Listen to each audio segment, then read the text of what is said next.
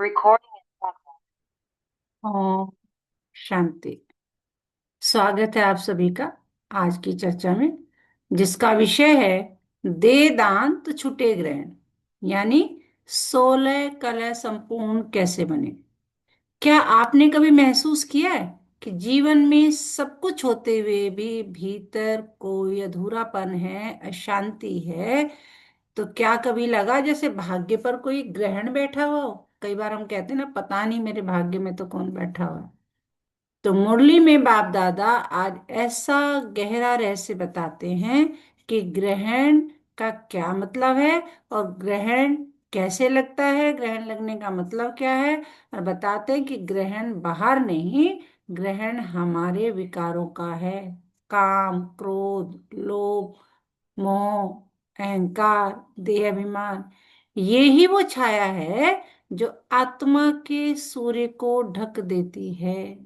लेकिन खुशखबरी यह है, अभी बृहस्पति की अविनाशी दशा चल रही है। अभी योग बल जमा करने का स्वर्णिम समय है।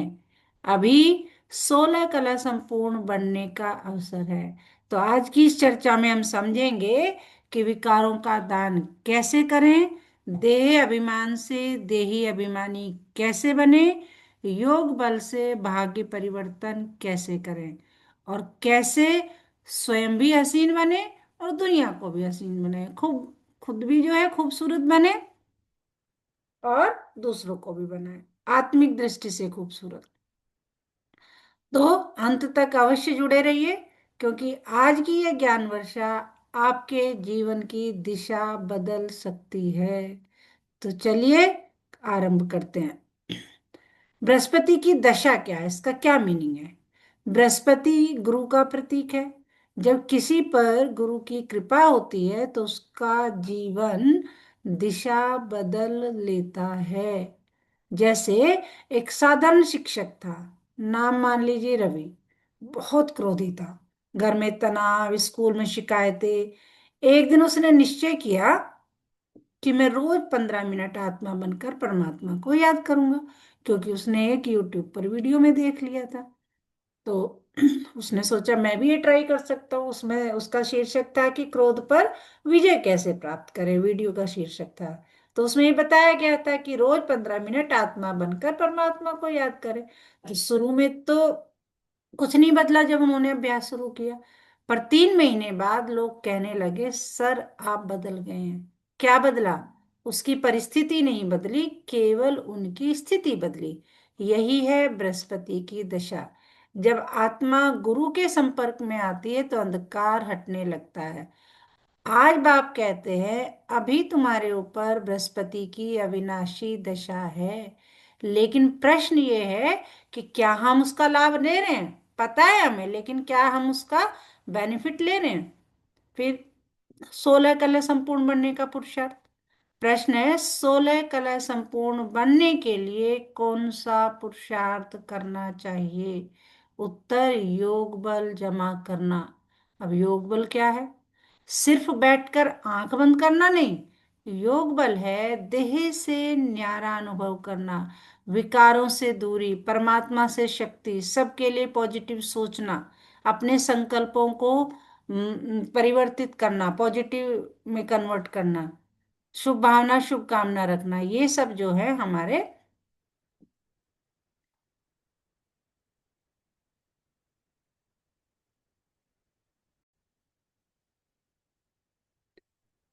फिर एक कहानी के माध्यम से सुनाया कि जैसे नारद जी ने स्वयं से पूछा क्या मैं स्वर्ग जाने योग्य हूँ, वैसे ही हमें भी रोज पूछना है अपने आप से, क्या मेरे अंदर काम का कांटा है, क्रोध की चिंगारी है, मान अपमान का हिसाब है? अगर ये सारी बातें हमारे अंदर हैं तो 16 कला संपूर्ण अभी नहीं बनने हैं। 16 कला संपूर्ण बनने के लिए दो मुख्य दान है, एक तो काम विकार का दान, एक देह अभिमान का।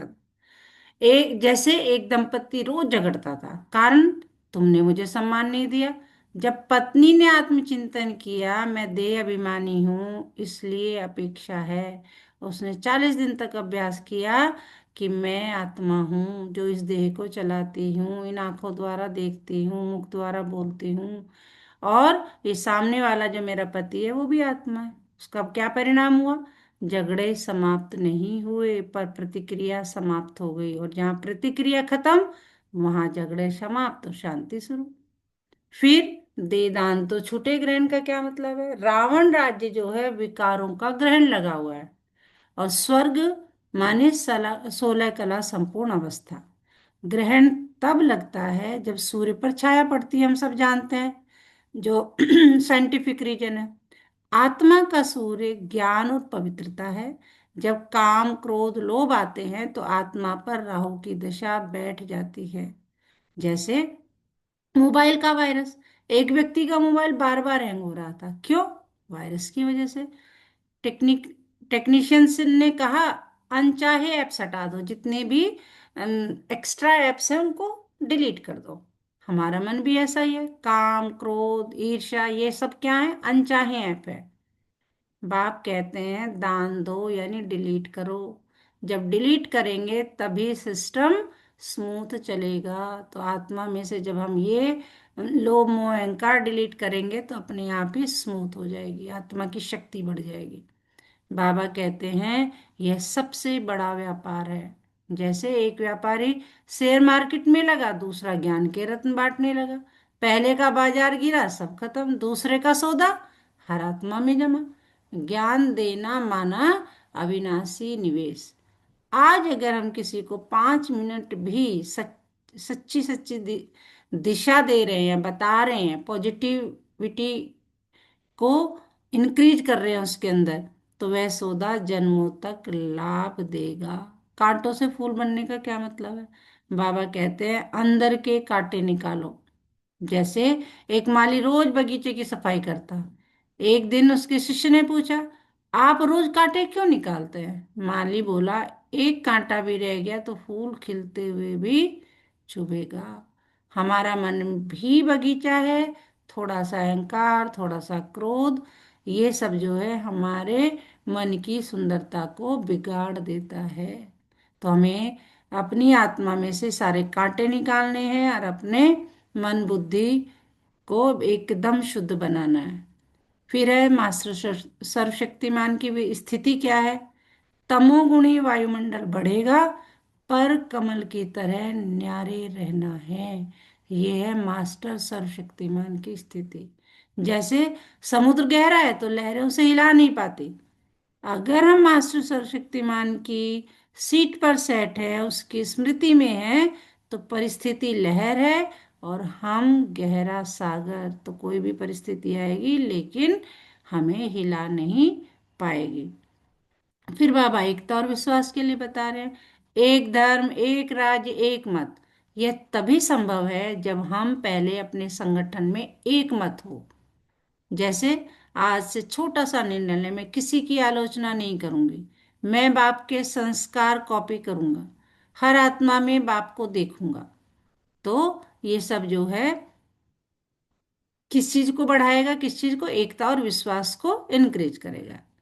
तो आज की चर्चा में हमने समझा कि 16 कला संपूर्ण बनना कोई कल्पना नहीं, यह हमारा असली स्वरूप है।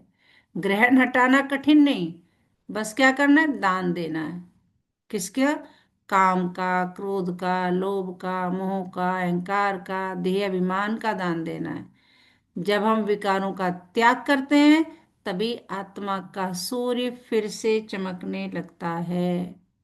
याद रखिए, हम सामान्य आत्माएं नहीं, हम ब्राह्मण आत्माएं हैं, भविष्य के देवता हैं। तो आज हम सभी संकल्प लें, मैं हर परिस्थिति में मास्टर सर्वशक्तिमान की स्मृति में रहूंगी। मैं कांटा नहीं, फूल बनूंगी।